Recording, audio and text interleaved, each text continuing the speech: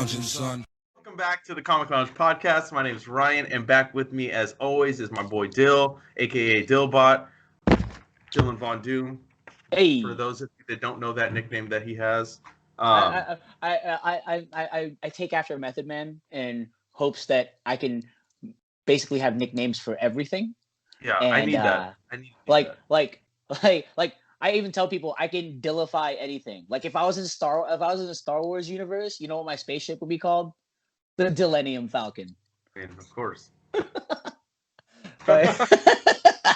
like for my car, for my license plate, if ever I get rich, like if crypto fucking takes off and I can buy a car, I'm gonna get a license plate that says the Botmobile. Dilwan Kenobi. Dilwan Kenobi. No. You know? Dillo Red. Dillo Red. All right, let's do this. So this week's damn dude, I'm delirious right now. This week's books are Heroes Return #1, the conclusion to Jason Aaron's Heroes Reborn crossover. We got Spawn's Universe #1. We got Black Hammer Reborn #1, and Infinite Frontier #1. So all #1s, even though one of them is technically a conclusion. Let's talk Heroes Return. Let's talk the conclusion real quick. All right, so Heroes Return. Let's do it. Yeah, Jason Aaron, Ed McGuinness, Mark Morales, Matthew Wilson. They've been on. I mean, obviously Jason Aaron wrote it all, but the artistic team has been on every issue, just not doing the main story of each issue because we've had some really awesome talent. So overall, I just real quick want to say, like, I think that this event was really dope. I think it was a lot of fun. It was fun superhero comic books. And it's not something that I felt like I got from the last few events Marvel's done. I didn't even read Empire. I had no desire. But I didn't read Contagion. I didn't read Empire. I had no desire for any of those things. Yeah. So I think that this hit a lot of the things that I love about superhero crossover events. I don't like them all the time. Like, I really feel like we get drowned in crossovers now, because the sales will jump, right? Because there are those people that want all the fucking tie-ins. There's a lot of them at the shop that I work at. I don't know about variants and the variants and all that stuff. So, I get it. They see the numbers, so they keep doing it. Like, I hate it as a fan because it's like it just waters it down. It waters the crossover event down when you get it so much. It doesn't make it special anymore. But this was a different kind of event because it was completely almost self-contained within its like little bubble. Even though there was tie-ins, it didn't like spread out to the Marvel universe. Yeah, so and it also didn't put a stop to other stories too, because whenever there's big events, it puts stops to other stories, and it's like, okay, like we didn't need this. Like we didn't. Yeah, need like Daredevil King in Black, right? Like okay. They had no long-lasting ramification to the story, but we got 2 issues that were literal fillers. Yeah, I mean, and Zdarsky he introduced that new like character that Elektra kind of took under her wing. So that was in that story. They could have introduced that.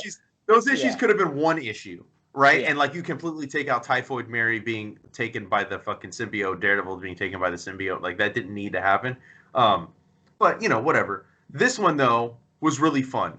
It made me care about the Squadron Supreme again. Like I never really was a huge fan of them, but there was the Max line of comic books, the R-rated shit. They did Supreme Power, J. Michael Straczynski and Gary Frank, and that shit was absolutely phenomenal.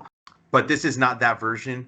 But I just love it. This was just knockdown, fucking brawling, fighting. Like I like this, dude. Like sometimes I just want to see superheroes beat the shit out of each other. Or villains or whatever the fuck, So, like, it was really cool. A lot of cool one-liners. You see Blade calling out Nighthawk in here. Like, that shit was so funny. That shit was dope. Okay, so when the heroes finally have their showdown, that's all well and good. I love that. I love the internal stuff between when Hyperion and Thor were fighting. Yeah. Because, he's like, I can feel the Uru crack. Or is that my hand? like damn, and then come to find out that Hyperion's kryptonite is literally Uru, right? How fucking cool is that? That's cool as hell. And I don't know, there are a lot Jason Aaron really kind of thought about everything here. He thought about what made those DC hero archetypes cool and applied them to the Marvel world in a really clever way. You know what I mean? And then like I mean, I'm not gonna spoil anything, but at the end, when everything goes back to normal and the Squadron Supreme still remains, like those moments when when the Blur is like, can you just send me back? Like, it's sad. It really wrenches your heart because all in all, they were doing good. They kind of were just pawns in this whole President Coulson Mephisto thing, and they were heroes finally. They were regarded as the greatest. They brought forth peace. I mean, granted, they did some questionable things, but they all in all, it was for the betterment of the world and the country, right? And you see those little quiet moments were really, really cool. I really like those. I know I liked Hyperion going to Spider-Man, kind of looking for that universe's Peter Parker.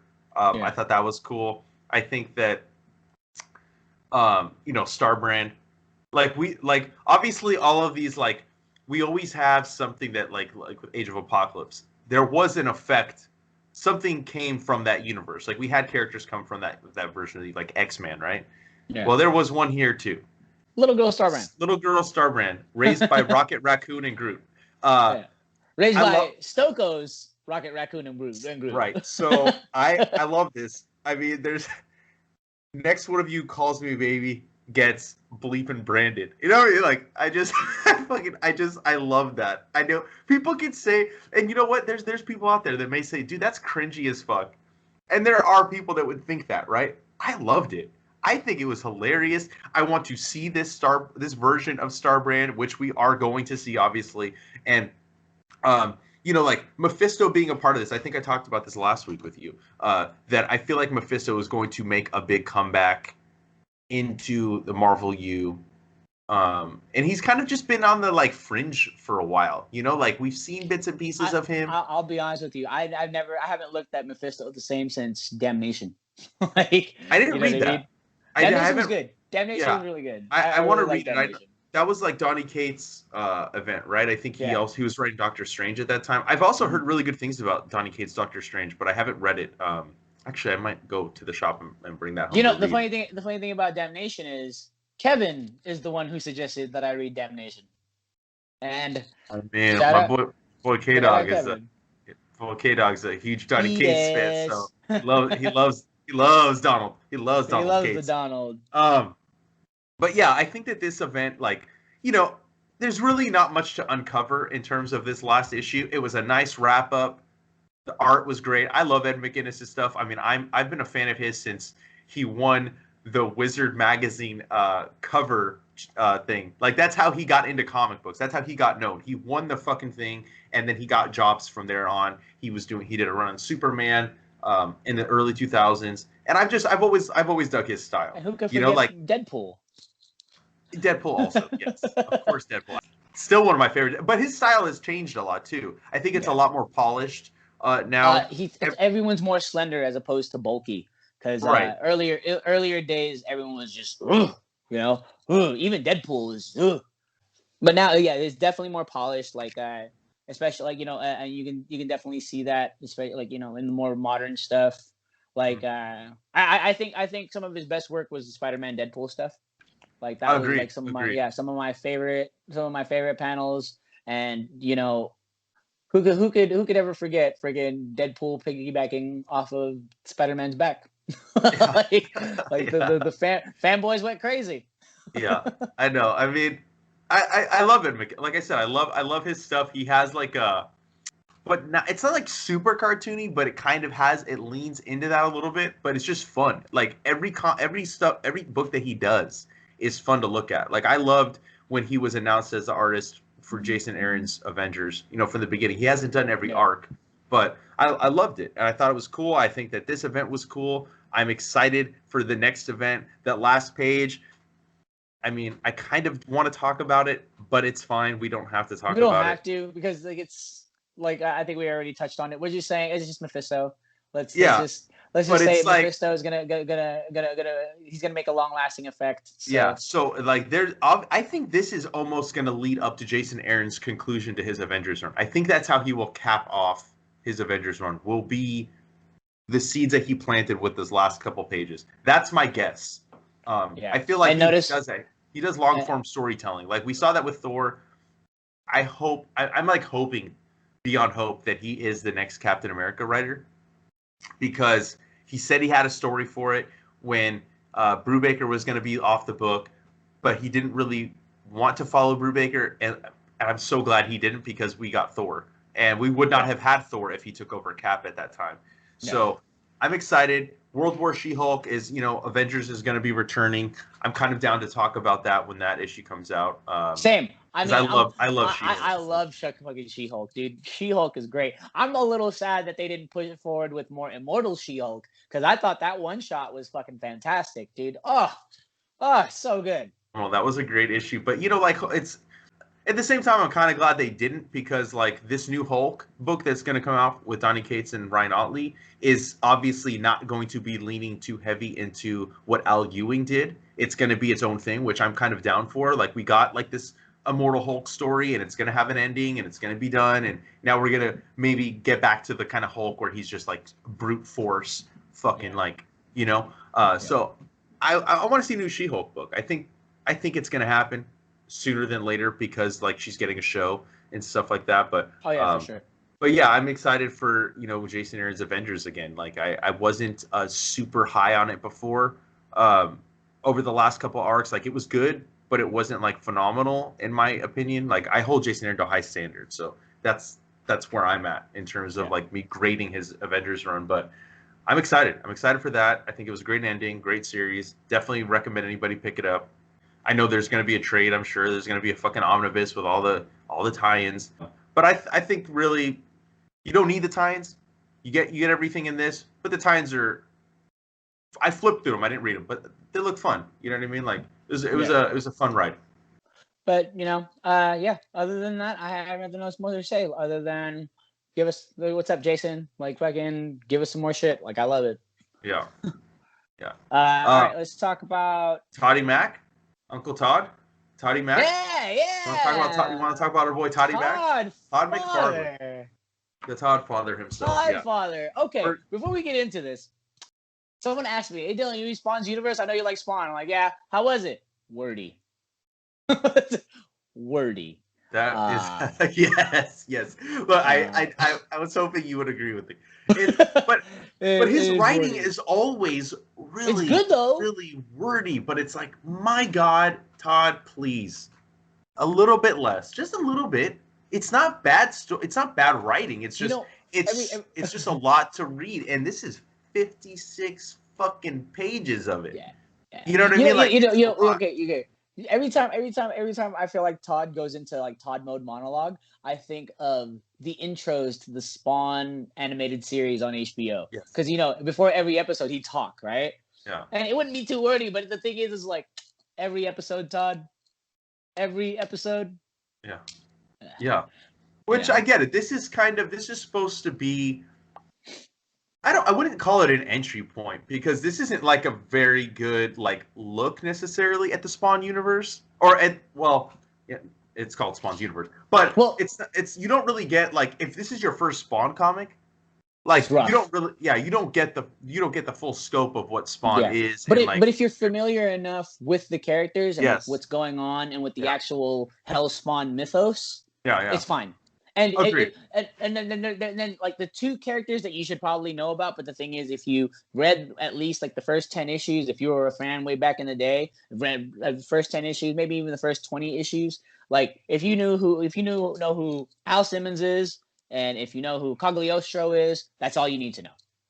True, that's true. Yeah, but like going forward from that, you just kind of get an intro to a gunslinger Spawn, which is, I mean, he's fucking awesome.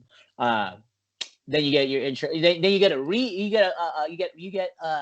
medieval Spawn rehashed, which I love his new character design, by the way. I've loved it since they revealed it like in 307 or 6 or 8. I don't know, one of the 300s. Yeah, and we get Jessica as friggin' the second She-Spawn. She-Spawn. Yeah, the second She-Spawn, which is cool. Like, Yeah. which is dope because like low key, I've always like ever since like her character was kind of like started turning the tide and kind of started becoming more likable as a hero ish. I was like, oh man, she'd be a great She-Spawn. And Yeah, then it happened. I mean, I think, look, my main excitement for this book. Don't get me wrong, I love Spawn. And I didn't read it for a very long time. And the lead up to 300, we talked about this too. I think we talked about it when we read Volume 1 on the podcast, like really early on in the podcast. But the main draw for me was the artist, like getting to see. Like, I'll read the credits. Obviously, I already said Todd McFarlane. He did script and plot. We have art. Jim Chung's doing the main story. Brett Booth is doing the gunslinger story. Steven Segovia is medieval Spawn. Marcio Takara on She-Spawn. And then inks Adelso Corona, Todd McFarlane, lettering Tom Morsakowski, and world design, colors FCO Placencia, Andrew Dahlhaus, and Peter Steigerwald. And then J. Scott Campbell did a bunch of covers. Brett Booth did a cover with Toddy Mack inking. And then, of course, I had to get the Todd McFarlane cover. There was no way I was not getting that goddamn cover. But yeah, getting to see these artists work within the realm of Spawn was why I also was very excited about 300. Seeing new creators entering this world of Spawn that we don't normally see. Like J. Scott Campbell drawing Spawn, like interiors. He hadn't done interiors in fucking years, and like Gen 13. Like, just crazy, dude. So, like, dude, I love Jim Chung. I am such a huge fan of his work. And I absolutely was blown away by his Spawn depiction. That cape is not easy to draw, dude. You know what I'm saying? So I'll send you this thing. But that splash page where freaking Spawn is coming in on those guys at the dock with the fucking cape and how layered and how fucking intricate it looks. That's like one of my favorite freaking things about Spawn. The simple fact that his suit is pretty fucking basic. Chains, pauldrons, gauntlets, but it's the cape that always was the dopest thing about Spawn. Like, you can literally draw just a cape and then shadow in where his head would be and just put green eyes and then boom, you have a Spawn cover. Yeah. I know. And I love his design. I love the Spawn design. Yeah, I love Spawn, dude. And like you said, seeing different characters different artists interpretations of the Spawn universe, because I don't care who you are. If you were a kid in the 90s, if you were a comic fan in the 90s, Spawn is a major part of your whole 90s experience, because that was they were doing things on a mainstream level that no one's ever done. To see it reach where it's gotten is fucking fantastic. And then now we're getting a whole universe. Because I remember, with the other Spawns, we really never got to see all these Spawns interact with each other. They kind of got their own storylines. They kind of got their own thing. They existed in timelines apart from each other. But now we're getting them in this one amalgamized universe, and I think that's fucking awesome. This, and they never interacted with each other. Even in this comic, it's I don't even know who you are. It's your fault I'm here. Yeah, and there's a lot going on, and at times I kind of glanced at the words, you know what I mean? I was more looking at the art. So art and captions. At times there was I didn't even really know what was going on because I was just poring over the art. But he gets captured. With Cygor is in here. He gets captured. Cogliostro's captured. Gunslinger Spawn is captured, and he gets thrown in there. And then Omega Spawn's coming in somehow. And then we got the new Plague Spawn, which was introduced a few issues ago in the main Spawn comic. So this thing is always about a war. Spawn is always this war between heaven and hell, and that's at the heart of this entire series for over 300 issues. That is not going away. But I'm very excited to see we have the new villain. We have Sin, right? Sin is new, I believe. Yeah. That dude that jumps out of the water at the end. So I'm excited to kind of see what is going to dovetail. For me, it was more about what's next, right? Yeah. We're getting 3 new titles, which is I don't think there's ever been 4 ongoings in the Spawn universe before. I know we had like Sam and Twitch back in the day. I think there was a medieval Spawn, right? I don't know. I never Medieval got the Spawn was a ties. mini. Okay, Medieval so Spawn was a mini. there was other like spin-offs, but not ongoings. And Yeah. you know, like we're gonna get King Spawn in August, Gunslinger Spawn October, and the Scorched in December, which is like the team up book. We're gonna read them all for the podcast, without a doubt. I'm very excited. But like the art, again, was what I really loved. The medieval Spawn pages were just, I really like this new design for medieval Spawn. Right? Yeah, Like, it's really dope. Like he's bulky, you know what I mean? He looks like he looks like a character on one of those old like Gauntlet Legends game, like like just fucking hack slash. And that's what I expect from a medieval Spawn comic. And of course, you can't be medieval if you don't have a dragon to fight. So boom, I mean, dragon. The She Spawn story, I would say I think it might have been my favorite because like never knew that. I mean, this character's been around for a while, right? In terms of Spawn comics, so like I have not read every Spawn comic, so like she's somewhat newer to me. But I really like this, like, she's not dead. She's not dead like Al Simmons. She's alive, but she has the powers of the necroplasm. Yeah, there you go. But like her going and seeing her mom and like her kid, like having to be away from her kid, and like I don't know, like within these like short amount of pages, like I care about this character now. Like I didn't care about Jessica before, but this made me care about her. I think this is some of the best writing in the book. And then obviously Gunslinger, I love that design. Love that design. That and Brett Booth's art on that, like it's creepy as fuck, dude. He's like peeling skin off of fucking dead bodies and putting it on his. I mean, awesome. Yeah, awesome dude. Shit. Okay, I have man. Sometimes cowboy stories to me are like it's 50-50. Okay. Sometimes we'll get something like Cowboys versus Aliens, and I fucking hate it. But then we get something, But then we get something like Tombstone, and I fucking love it. You know what I mean? I feel like this is like the perfect amalgamation of a Spawn character and Tombstone. Like like Gunslinger Spawn is great. I love his character design. First and foremost, how it's not a cape, it's a fucking duster. Yeah. Right? And like the super tall pointy hat, like that's not my first choice, but I get it. It's a pilgrim hat. Yeah.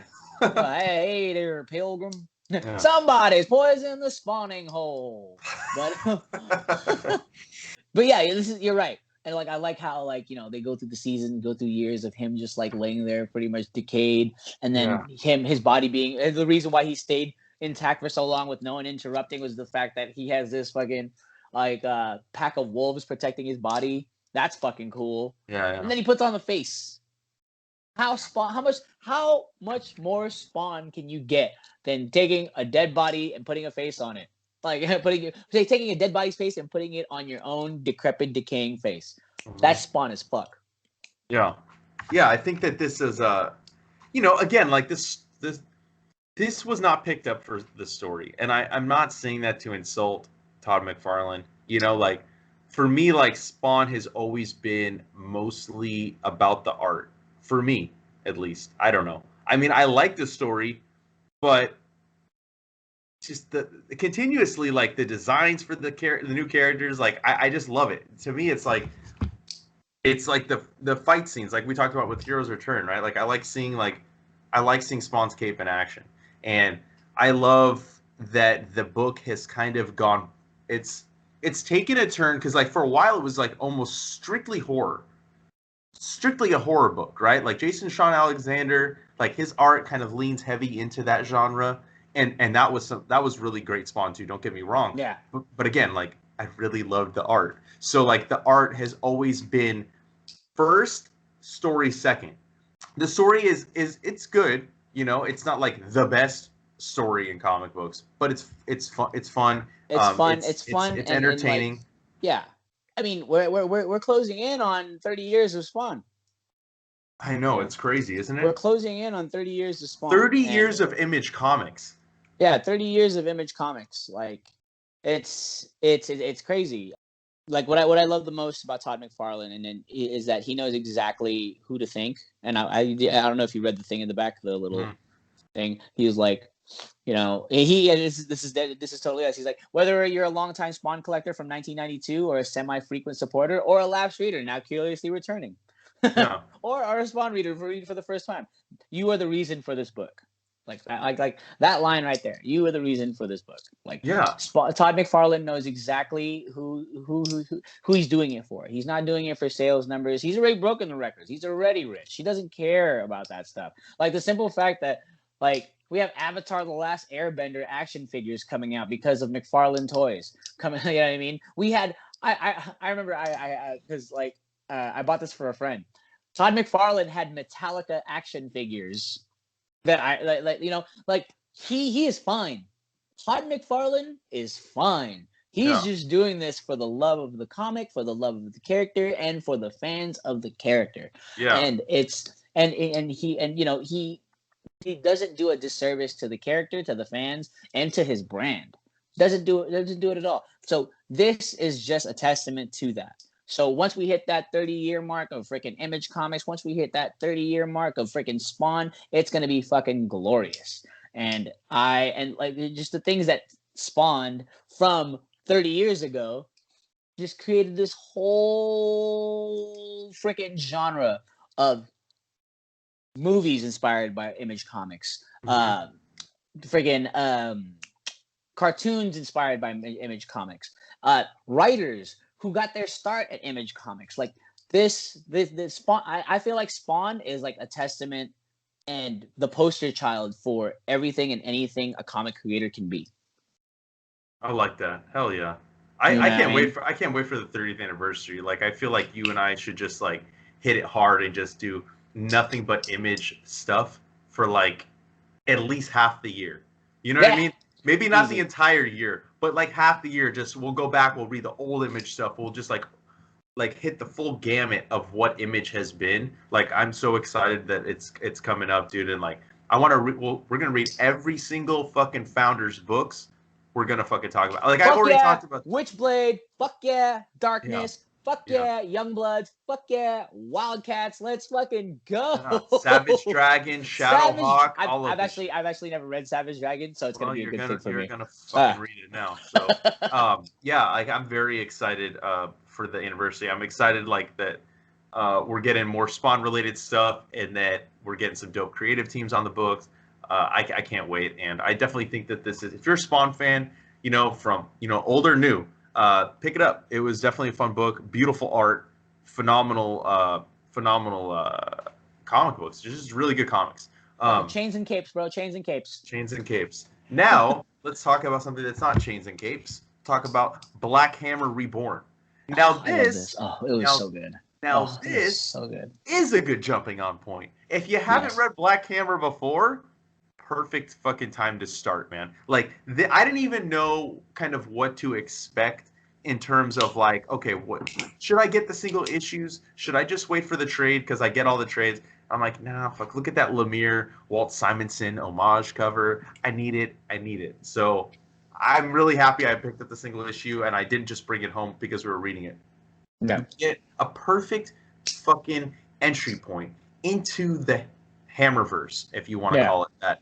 And you learn who Black Hammer is, because Black Hammer is not just the name of this universe or the name of the book, it is one of the main superheroes. Now, you see that it's a girl on the cover, but her dad was the original Black Hammer, in terms of like who we know. Obviously, I think it's a legacy character too. There might have been a Black Hammer before. But if you haven't, I don't really want to ruin like what Black Hammer is, but basically the original series was like these heroes after a big battle with some like the anti-god.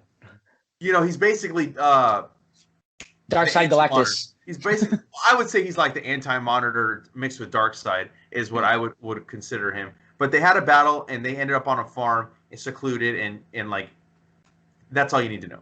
And you don't know how they got there, how they ended up there, but basically Black Hammer's daughter was investigating why her dad was missing, blah, blah, blah. She ends up on the farm. She ends up taking over the mantle of Black Hammer. And this is kind of where we're at in terms of this. Now you get a little. She kind of gives you the lowdown on what took place, but it's cool. Like after she does end up back on Earth, like now we jump 20 years, and the majority of the book is her now not having been Black Hammer for a substantial amount of time. She has a family. I loved these pages. Like, this is what Jeff Lemire does flawlessly.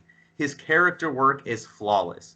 He can entertain you with no superheroics. Now, don't get me wrong. Like, I do love good superhero comic books, but you don't need it. You know what I mean? Like, in every book. And you can have a book like this where the superheroics are almost secondary to what. Yeah. Everything that I've read, character always comes first. So if you're looking for a fucking straight up superhero comic book, this is not it. But that doesn't mean that this isn't a 10 out of 10, because that's what it is. It's a perfect book, highly entertaining. I love that, you know, her kid, one of her daughters is a fucking straight asshole, yelling at the dad to put some clothes on. Like, there's just like lines in here that just continue to just make me laugh out loud. Yeah. And then like throughout the book, like other stuff happens. You do get glimpses into the past with with a villain called Black Hole. Black Hole. Hold on. I gotta read that. Black Hole meet Black Hammer. That was I fucking laughed so hard when I read that, because she talked shit to him because of his name. Yeah. You know, it's like now get sucked into my black hole. See, you're not doing yourself any favors by calling yourself Black Hole. See, it just sounds gross, bro. Yeah, and that's like another thing. Like, Jeff Lemire's dialogue is always some of my favorite in comic books. Like, he just like has a way with the words that he puts into his characters feel so natural. Each character that he writes is completely unique to themselves. None of them feel like a rehash of a character that he wrote in another book, ever. They all feel completely unique to themselves. And, you know, learning also, like, I'll throw it to you in a sec. Like, just like learning kind of who she's become, and she's not that strong character that we last saw. You know what I mean? Like, in the last series that she was in, because now it's been 20 years and she's been through some shit, and you learn why she stopped being Black Hammer. And I don't want to spoil that, but yeah, I think that this is another fucking amazing entry into the Black Hammerverse. Yeah, I mean, we did a Barbalian as one of our weekly reads. Yeah. You know, Black Hammer. Black Hammer was one of the first Lemire like story runs that I read. Mm-hmm. Right, and honestly, I mean, that wasn't Marvel, that wasn't Marvel, right? And or DC for that matter. And I fell in love with it. I fell in love with each and every single character. And you're right, you know, superheroes come secondary. Mm-hmm. But what I like about this is it's an aftermath thing, right? This is post that Black Hammer story, post the original Black Hammer story, and you get to see the ramifications that it had on a person, on a person 20 years after, because she got back 1996, right? That's when that's when her superhero story started. And then you flash forward to 2016.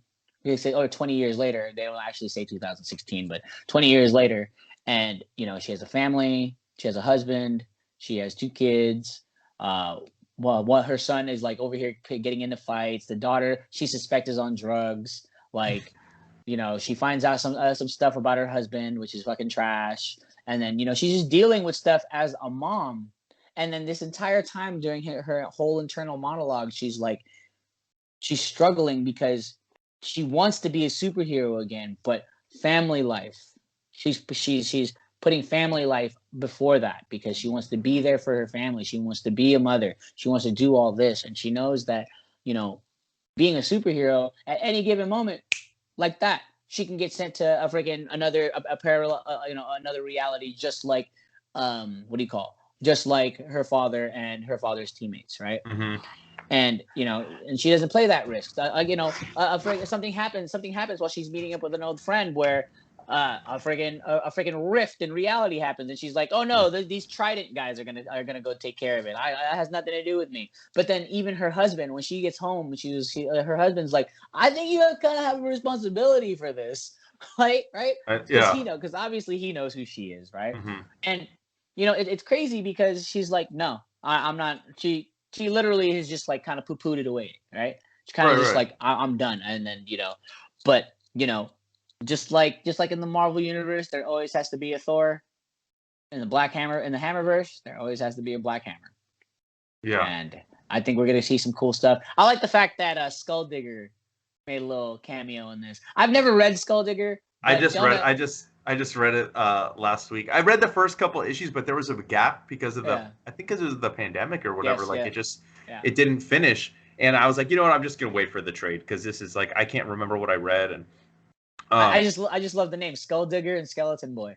Yeah, and it's set in the 90s, which like I love that. You know what I mean? Like when she comes back, it's 96. Yeah. So, I mean, yeah, we are in 2016 in terms of like what is the present day of the book. But I'm excited to see like maybe we're gonna get new characters. You know what I mean? Like that's something Lemire always does. There's such a big gap. Like that's the thing. There's a gap, and like they say, oh, the last supervillain didn't show up. The last supervillain we had was 3 years ago. There's little tidbits of information that Jeff Lemire provides here that he's always going to circle back to. Mm-hmm. So I wouldn't say like you have to take everything he writes that super seriously to the point where you have to freaking study everything with a fine-tooth comb. But just know if something's mentioned, he'll come back to it.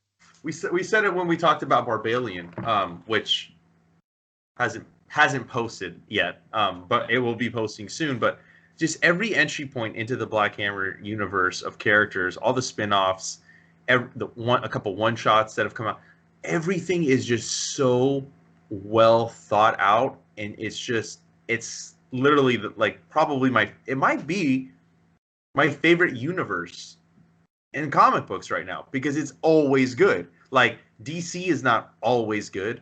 Marvel's not always good. And I get it. Like there's way more content being published by them, but like Jeff Lemire has curated this Black Hammer universe so well. And when he brings in other creators into it to play in his sandbox, he makes sure that it's top quality, and it always is. And this is just he's writing this one fully himself. I didn't read the credits. Caitlin Yarsky is the artist on this. Dave Stewart and Nate Picos as well. Just phenomenal. Another great issue. But yeah, I definitely highly recommend picking up the Black Hammer stuff if you've never read it before. This is also another good entry point, and it'll only make you want to read more. And more great superhero comics. Yeah, my favorite book. Infinite Frontier #1 by my boy Joshua Williamson, Zermanico on art. My God, like this is how you do. Like this is an event book, right? This is a I'll call it a mini event because they're not hyping it up as much as it should be. What? Go ahead. Whoa! Yeah. All right, so check it out. Yeah. Speedy. Yes, he's back, bro. He's back. But he's back in black. Woo-hoo-hoo. That's all I'm saying. That's it. Yeah. That's all I'm saying for that. As far as that, what that means. But go ahead. I'm sorry. It's fine. I couldn't hold the containment. I couldn't contain it. Yeah, it was just such a great book. I mean, I did not see that coming. Did not see that. I mean, for me, like I say, like in terms of Marvel, I think Al Ewing is one of the most underrated writers they have. I'll throw Kelly Thompson in there too because I think she's phenomenal. What she's been doing with Black Widow is really good. But at DC, Joshua Williamson, he should be their top dog right now. That's I consider him the top. Jeff Johnson's gone. Jeff Johnson ain't doing shit. Scott Snyder has left. I feel like this is gonna if this catches on the way I think it is because like I know a bunch of people pulled this. Yeah. And they got mad because fucking Lunar came in and every single cover A that we got fucking damaged. Really? Every single. We rarely get damaged stuff from Lunar. Dude, it was something. It was bottom right. It was bottom right corner. It was either minor crease but still had the wrinkle, or it was damaged to the point where like the white of the cardstock was showing. Oh, every single cover A. It was trash, dude. But anyway, I think with this, like, I think once this catches on, I feel like this will put Williamson in a completely different spotlight because the seeds that he's planting, not even the seeds, but the things he's introducing and the concepts of this whole multiverse and a multiverse, and a Justice League Justice Incarnate, a Justice Incarnate team to supervise the new multiverse. Like, just from there alone you can branch so many things. Yeah. You can branch an entirely new friggin' series from it, if not multiple series from it. Yeah. Look, this is no shade against James Tynion, okay? But I think Joshua Williamson should be like considered a step above. The only reason James Tynion gets the fucking praise that he gets is because he's writing Batman. He wasn't getting this praise when he was writing Detective Comics. You know what I mean? Like, and it was a Batman-related book. But he's writing Batman proper, which is why he's getting the attention and the acclaim. Yeah, I mean, but his solo stories, his stories that aren't Batman have been great. Like, but I'm saying in terms of DC, not the creator-owned stuff. But like Joshua Williamson's creator-owned stuff too. Like, I feel like it doesn't get the acclaim it should get. Birthright, Nailbiter, all that stuff is phenomenal. Nailbiter. I think everything Joshua Williamson writes, his knowledge of DC, the way he fucking will, it's not nostalgia when he reintroduces like concepts or characters and he throws in those little Easter eggs. Like, he does it in a way that's just, it's cool, and it's like he has that knowledge in the same way that Jeff Johns did. In the same way that Mark Waid did before him. Like, Joshua Williamson should be the kind of, how like there's always like that architect kind of. Like, Scott Snyder was at the top, right, for a while. Yeah. You had Jeff Johns for a while. With Marvel, you had Bendis for a long time, right? Come on, dude. Like, DC, do what's right. Give it to Williamson, dude. He fucking knows the DC universe so well, and he pulls from so many different things. He completely fucking pulls from Morrison. Justice Incarnate is a Grant Morrison concept from the Multiversity book. You know what I mean? Like, and you get that. They even show you the Multiversity thing. The map. Too. Yeah. Right. Map. So I love this. We open up with another concept from Morrison, mixed with a concept that Jeff Johns did. Like, we get the Batman from Flashpoint universe crash landing in a spaceship on Earth 23, which is the Earth with Planet Superman or President Superman, aka Calvin. You know what I mean? Like, and who finds him is Calvin's parents, and they're like talk. Like, I love that interaction. They're like, oh man, Calvin's got stuff. He's too busy. We can't bother him. You know what I mean? Like, we can't bother him. Who would send us a Batman? Yeah. And then you get the double page spread right after that, where you have people like, it's like on social media tweeting. I mean, I'm pretty sure that's what it was trying to insinuate, is tweets, right? And people know about the multiverse now.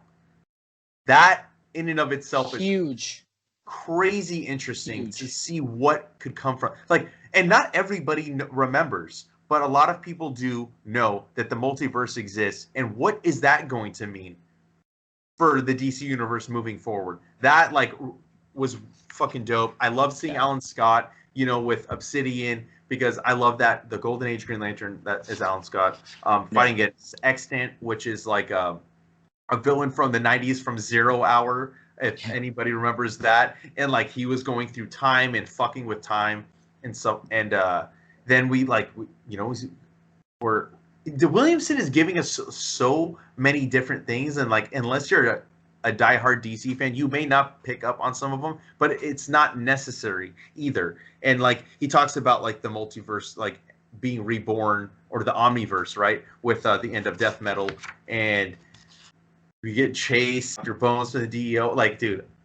And they're talking about it, like, about this, like what I mentioned about like people knowing that the multiverse exists and how dangerous that could be, right? And then you jump to the Justice Incarnate stuff, like you mentioned, and then Flash is going through the different Earths. That was one of my favorite pages. Oh now, man, again, that was so cool. Again, you need to be familiar with DC to maybe pick out some of that stuff. But Earth 6, that's the Stan Lee what if Stan Lee created the DC Universe version of Wonder Woman that he did with Jim Lee? Then you have you got Earth 2, you got Earth 9, which is Earth 9 is the Tangent universe. You have Earth 13 where everybody is like kind of demonic, right? You have Earth 30, Superman Red. You have Earth 22, Kingdom Come. Earth 42, the Chibi universe. And you got Earth 51, Commandy. Like, dude, this is in one issue. He has given us so much to fucking think about what's going to happen moving forward for the DC universe. There's a crisis coming, and I don't think it's going to be anything like any of the past crisis events that we've seen. And Barry, I love when Barry gets to Earth Omega, and he's like, it's a crime scene. Yeah. And then boom, next page, the quintessence, corpses rotting. And then who do we get? But fucking Omega fucking Psycho Pirate. I know, dude. It's crazy. Like, what is he powered up from? You know what I mean? Like, what is he getting his... That's what I was curious about. What is he getting his power from? Because he's, like, all lit up with this Omega Force, and it's not like he's a lantern. You know what I mean? It's not like he's got... Like, he kind of... At first, I'm like, does he have a Black Lantern ring? Because I was like, I saw him glowing, and, like, he's all blacked out. But no. So, like, there's something going on with that, and I think it's going to be something we've never seen before. 100%. It's going to be something we've never seen before. And, immediately after we get the Psycho Pirate reveal, we head to Speedy. I'm going to call him Speedy for the rest of his life. I don't care. All right. He's always Arsenal to me, but I think it's just when I started reading. You know, that was his identity back in the 90s. So, but go ahead. Yeah. But, like, and, what I love about this is just, like, it's the most accurate conversation to depict a conversation that would happen today. There's these two people who's talking about something, and they're so they could talk about anything. Like let's just say it's conspiracy theory or something, right? Mm-hmm. And it's just like they're so passionate about it, and then the parents think the girl is crazy, but then someone is eavesdropping and says, "Oh yeah, I believe you. I saw that too." Da da da. And then you have a naysayer. He's like, da da da da da. The superheroes are just telling us this stuff to keep us in line. Da da da da da. And then what happens? Kaboom! Diner blows up. All this stuff is happening. I don't know who the hell this is. Yeah, dude, I want to fucking know. But she's kind of Extract is. Yeah, she's kind of lit up in the same almost the same similar design to like how Psycho Pirate is lit up, right? So like, what's the connection there? Right. And then we get the big reveal. I don't give a fuck. I'm gonna spoil it because I'm so fucking excited. I'll give you 2 seconds to stop the thing. 1 and 2. But we get Speedy as a Black Lantern. What? Yeah, which is weird because you usually have to be dead to get the lantern. So how did he? I don't know. It's very interesting. This is gonna be some crazy stuff. My jaw dropped when I saw the giant fist come out of the diner. I know. I was like, what the fuck is that? Yeah. Right? Yeah. What the hell is going on? And then then you see just black shadow figures with the light around them, and then like the other two soldiers get punched, and then friggin' who do we see? We see him with the friggin' Black Lantern logo on him, the ring, and his constructs are literally different versions of himself. Yeah. Oh, I know. I'm telling Williamson is one of the best writers in terms of cliffhangers. Woo! And now I gotta wait a month to read the next issue, and I'm upset with that. Let's go! Yeah. I'm gonna put it out there right now. Let's do every issue of Infinite Frontier. Yeah, as it comes out. It's like 5 issues, right? It's 6, but it's like every month. You know what I mean? So it's not like we're reading it weekly. So it'll just be every month we'll talk about it because I feel like this is going to be a fun one to talk about. Like I said, he is so good with cliffhangers. Every book he does, whether it's his indie stuff or it's his DC stuff, he knows how to end an issue and make you fucking amped for the next one. He did it with Flash. He's doing it with Robin. Got a new book coming out, Deathstroke Incorporated. I'm here for that one, dude. I love Deathstroke. So I'm excited to see what that book's about. I didn't read the solicit. I didn't care. I just knew that he was writing it. He's writing it, and it's Deathstroke. Sign me up. Like, okay, so I mean, it goes without saying that Infinite Frontier was our favorite. Oh, dude, by far. Like, talk about event books. I mean, like they're not even like really. I don't think they're considering this an event book. But to me, if it's a 6-issue miniseries that's going to kind of touch on an entire, well, no, because then I guess you would say Checkmate is an event, and that's not. But I'm excited where this is leading. This is like the pre-event book, because you know that this is going to lead into something in this will next year. This will be definitely be in the Road to trade, the Road to whatever crisis is happening. Right, and I think Williamson is writing that as well. I mean, he should, and I think that that's why I considered him like the new kind of architect of what DC is doing, and like I'm just, dude, I love the book. I can't say enough about it. The art was phenomenal, the writing on point. I love like this book had elements in it that I would like to see DC do more of. Not only do they touch back on the reminiscent stuff, not only do they touch back on the reminiscent stuff, but they also are introducing new concepts and making things fresh, and just that whole concept of like the multiverse like being a known thing now. Like, because, theoretical physicists will argue for days that it exists, but, where's the proof? But then all of a sudden you present the world with the proof, and then it just shakes the entire foundation of everything we know. As if superheroes existing didn't already do that, right? Yeah. But I mean, it's showing all aspects of the DC universe. We're seeing multiverse stuff. We're seeing the Justice Incarnate and what they're dealing with. We're seeing, Alan Scott with his son, and like the JSA kind of coming back to the forefront. And then we're also getting real world, real people having conversations and dealing with what the fuck just happened? Like the skies were red, the multiverse. Like, what is this? Like, what if my life was better on this planet or on this version of me? Like so. Like, what if on another planet it's worse? Like, So it's just really, the concepts are just fucking, just really good. He knocks it out of the park with this, and I can't wait. For the next one. This is great stuff. Like, I'm so very glad that out of death metal and we got this, Infinite Frontier. This is some fantastic stuff. And that's all I gotta say.